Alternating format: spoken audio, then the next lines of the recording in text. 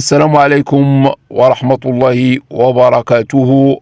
متابعينا الأفاضل، ادعمونا بالاشتراك ولايك. مرة أخرى سلطات الجزائر تقوم بعمل أخلاقي بتجريد طاقم الإعلامي للوداد من معدة التصوير. كما تعلمون، الوداد سيواجه فريق شبيبة القبائل يوم الجمعة المقبل غدا برسم دور مجموعات لمسابقات عصبة الأبطال الإفريقية. وصلت بعثة الوداد اليوم إلى الجزائر استعدادا لهذه المواجهة برسم الجولة الثانية من دور المجموعات.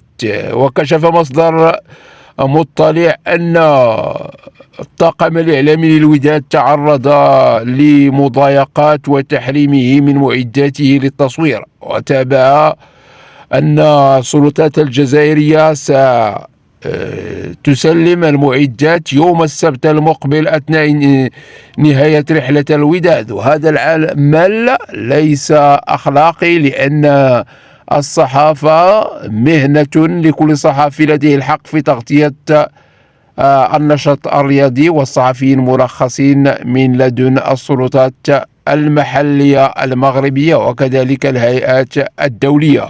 هذا العمل لم يكن جديدا أو شيء لم نعتده على السلطات الجزائرية التي دائما تضايق السلطات المغربية في عدة محافل، كما وقع مع منتخب المغربي للمحليين عندما رفض الاتحاد الجزائري أن تكون الرحلة مباشرة من المغرب إلى الجزائر، وفضل الاتحاد المغربي أن لا يشارك في هذه الشأن.